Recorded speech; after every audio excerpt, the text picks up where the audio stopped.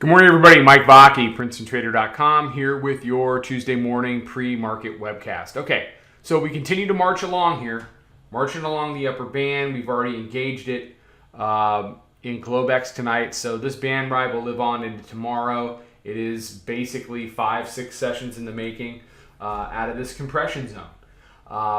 And until the bears can really can trade below a prior day low and close below a prior day low, it's going to be tough for them to break the cycle of price wanting to ride the upper band. And the reality of that is, if this price trend continues, we should be challenging 2,800 on the September contract today.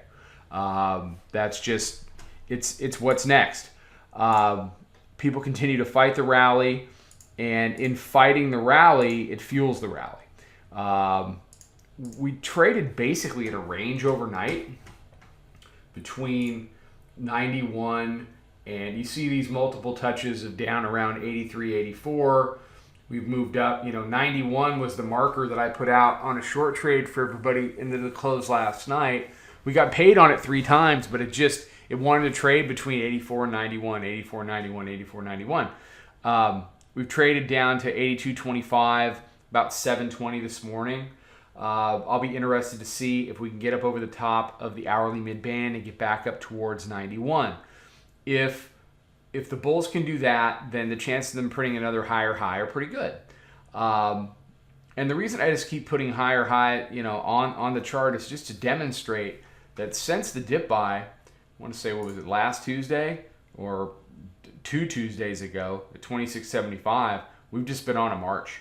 We've been on an absolute march to the upside, and you have to treat it as such in your intraday trading.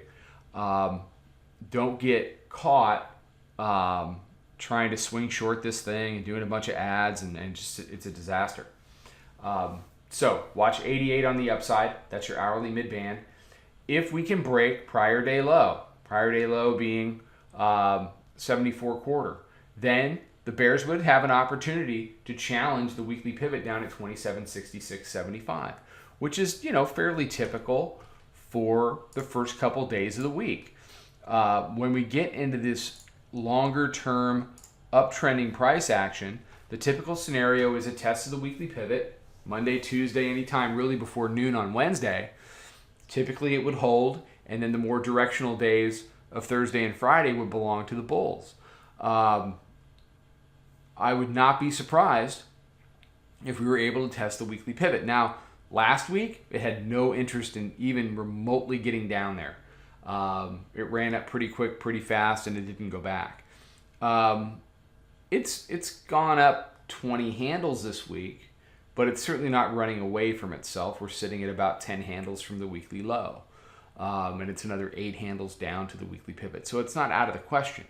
It is out of the question if every dip continues to be bought pretty quickly, and then just that steady move higher. So hold 88 as resistance, convert the overnight low, convert 74, and you get 66. For the bulls, convert 88, convert 95, you get 2,800.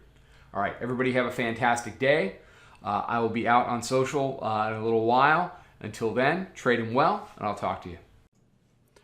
Follow us over on Twitter, Instagram, and Snapchat at Princeton Trader. Check us out on Facebook and join us for a free trial at www.princetontrader.com. Trade them well.